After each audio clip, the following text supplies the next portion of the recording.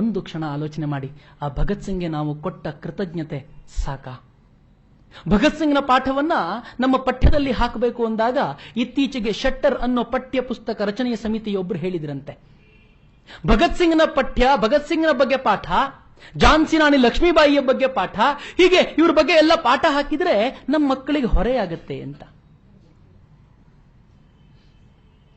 Mount baton ನ lord ಅಂತ ಕರೆದ್ರೆ ಹೊರೆಯಾಗಲ್ಲ, ಲಾರ್ಡ್ ಅನ್ನೋ ದೇವರಿಗೆ ಕಣ್ರಿ. ಆದ್ರೆ ಮೌಂಟ್ ಬ್ಯಾಟನ್ ನಮ್ಮ ಮಕ್ಕಳು ಪದೇ ಪದೇ ಲಾರ್ಡ್ ಮೌಂಟ್ ಬ್ಯಾಟನ್ ಅಂತ ಹೇಳ್ತಾರೆ, ಲಾರ್ಡ್ ಡಾಲ್ ಹೌಸಿ ಅಂತ ಹೇಳ್ತಾರೆ. ಯಾವ ಡಾಲ್ ಹೌಸಿ ದತ್ತು ಮಕ್ಕಳಿಗೆ ಹಕ್ಕಿಲ್ಲ ಅನ್ನೋ ಕಾನೂನಿಂದ ಈ ದೇಶದ ರಾಜ್ಯಗಳನ್ನ ಕಬಳಿಸಿಬಿಟ್ನೋ, ಯಾವ ಮೌಂಟ್ ಬ್ಯಾಟನ್ ಈ ದೇಶವನ್ನ ತುಂಡರಿಸಿದ್ನೋ ಅವ್ರನ್ನ ದೇವರುಗಳು ಅಂತ ಕರಿಬೇಕಾದ್ರೆ ಸಮಸ್ಯೆ ಆಗೋಲ್ಲ. ಮೌಂಟ್ ಬ್ಯಾಟನ್ ಬಗ್ಗೆ 2 ಪುಟದ ಪಾಠವನ್ನ ಮಕ್ಕಳು ಓದಬೇಕಾದ್ರೆ ಹೊರೆಯಾಗೋಲ್ಲ. ಭಗತ್ ಸಿಂಗ್ನ ಬಗ್ಗೆ ಒಂದು ಪಾಠ ಹಾಕಿದ್ರೆ ಮಕ್ಕಳಿಗೆ ಹೊರೆಯಾಗತ್ತೆ ಅಂತ ಹೇಳ್ತಾರಲ್ರಿ. ಏನರ್ಥ ಇದಕ್ಕೆ? ನಾವು ಎಂಥ ಪೀಳಿಗೆ ಸೃಷ್ಟಿ ಮಾಡ್ತಿದ್ದೀವಿ? ಭಗತ್ ಸಿಂಗ್ ಒಬ್ಬರೇ ಅಲ್ಲ, ಈ ದೇಶದಲ್ಲಿ ಕ್ರಾಂತಿಕಾರಿಗಳು ನೂರಾರು, ಸಾವಿರಾರು. 6,20,000 ಜನ ಕ್ರಾಂತಿಕಾರಿಗಳ ಬಲಿದಾನವಾದ ನಂತರ ಈ ದೇಶಕ್ಕೆ ಸ್ವಾತಂತ್ರ್ಯ ಸಿಕ್ಕಿದೆ. ನೆನ್ಪಿಟ್ಕೊಳ್ಬೇಕಾದ ವಿಚಾರ. ಈ ದೇಶದ ಮೇಲೆ 6.25 ಲಕ್ಷ ಜನ ಕ್ರಾಂತಿಕಾರಿಗಳ ರಕ್ತ ಹರಿದಿದೆ ಅಂತಂದ್ರೆ ಆ ರಕ್ತದ ಮೇಲೆ ಕಟ್ಟಿರುವ ಸ್ವಾತಂತ್ರ್ಯ ಇದು.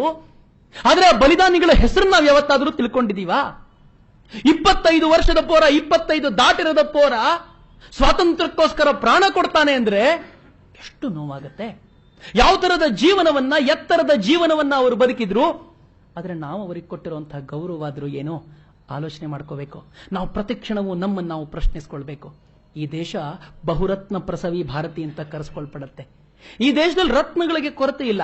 ಕೋಟಿ ಕೋಟಿ ಕಂಠ ಕಲಕಲ ನಿನಾದ ಕರಾಲೆ, ಕೋಟಿ ಕೋಟಿ ಭುಜೈರ್ಧೃತ ಖರ ಖರವಾಲೆ, ಕೇಬಲೆ ಮಾ ತುಮಿ ಅಬಲೆ ಅಂತ ಒಂದೇ ಮಾತ್ರನಲ್ಲಿ ಬಂಕಿಂ ಚಂದ್ರ ಚಟರ್ಜಿಯವರು ಹೇಳ್ತಾರೆ.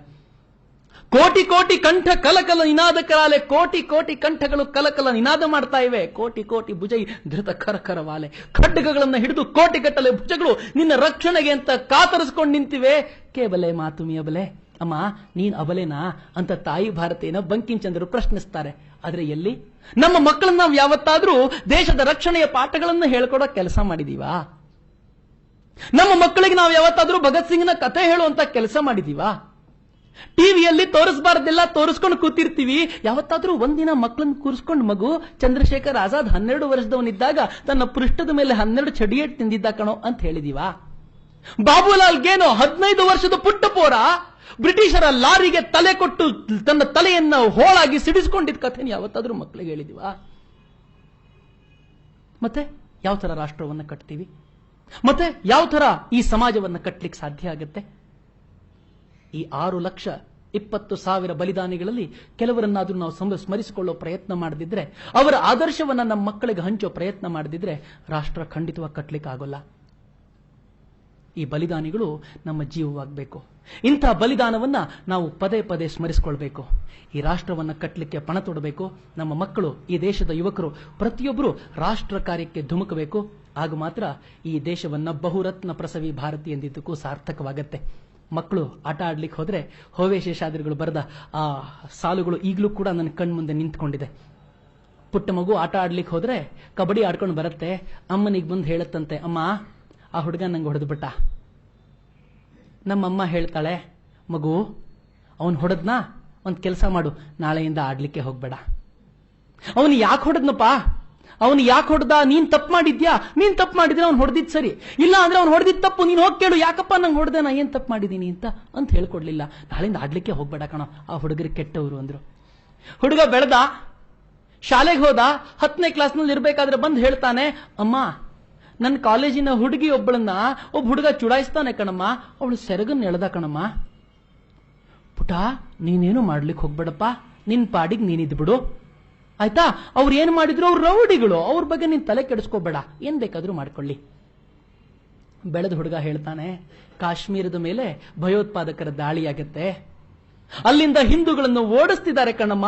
ಅಯ್ಯೋ ನೀನೇನು ಚಿಂತೆ ಮಾಡ್ಕೋಬೇಡ ಪುಟ, ನಿನಗೆ 70,000 ಸಂಬಳ ಸಾಫ್ಟ್ವೇರ್ ಇಂಜಿನಿಯರ್ ಆಗಿ ಬರ್ತಿದೆ, ನೀನ್ ತಲೆ ಕೆಡಿಸ್ಕೊಳ್ಳಿಕ್ಕೆ ಹೋಗ್ಬೇಡ. ಮತ್ ತಲೆ ಕೆಡಿಸ್ಕೊಳ್ಳೋದು ಯಾರು?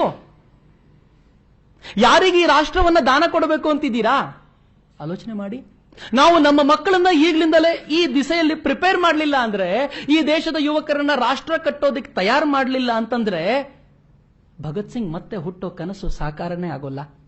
ಭಗತ್ ಸಿಂಗ್ ನಮ್ಮ ಮನೆಗಳಲ್ಲಿ ಹುಟ್ಟು ಬರಬೇಕು, ಚಂದ್ರಶೇಖರ್ ಆಜಾದ್ ನಮ್ಮ ಮನಸ್ಸಿನಲ್ಲಿ ಮೂಡಬೇಕು, ಬಾಬು ಗೇನೋ ನಾವು ಆಗಬೇಕು. ಆಗ ಮಾತ್ರ ಈ ರಾಷ್ಟ್ರವನ್ನ ಮತ್ತೆ ಬೆಳಗಿಸೋದಕ್ಕೆ ಸಾಧ್ಯ. ಈ ರಾಷ್ಟ್ರವನ್ನ ಹಿಂದಿನ ವೈಭವತೆಗೆ ಮರಳಿಸ್ಲಿಕ್ಕೆ ಸಾಧ್ಯ. ಈ ರಾಷ್ಟ್ರವನ್ನ ಜಗದ್ಗುರುವಾಗಿ ಮಾಡಿಸ್ಲಿಕ್ಕೆ ಸಾಧ್ಯ. ಇಲ್ಲಿ ಸೇರಿರೋರೆಲ್ಲರಲ್ಲೂ ಆ ತರದ ವಿಶಿಷ್ಟವಾದ ಸಂಕಲ್ಪ ಶಕ್ತಿ ಇದೆ ಅನ್ನೋದು ನಂಗೆ ಚೆನ್ನಾಗಿ ಗೊತ್ತು. ನೀವೆಲ್ಲ ಸಂಕಲ್ಪ ಮಾಡಿದ್ರೆ ಖಂಡಿತವಾಗಿಯೂ ಈ ಕಾರ್ಯ ಸಾಧ್ಯವಾಗುತ್ತೆ. ಭಾರತ ಜಗದ್ಗುರುವಾಗೋದನ್ನ ನಾವು ಕಣ್ಣಿಂದ ನೋಡ್ಲಿಕ್ಕೆ ಸಾಧ್ಯ ಆಗುತ್ತೆ. ನೀವೆಲ್ಲರೂ ಈ ಸಂಕಲ್ಪ ಮಾಡ್ತೀರಾ, ನೀವೆಲ್ಲರೂ ಈ ಬಲಿದಾನವನ್ನ ಪದೇ ಪದೇ ನೆನಪಿಸ್ಕೊಳ್ತೀರಾ ಅಂತ ಆಶಿಸ್ತಾ ಅವಕಾಶ ಕೊಟ್ಟಿದ್ದಕ್ಕೆ ತನ್ಮತೆ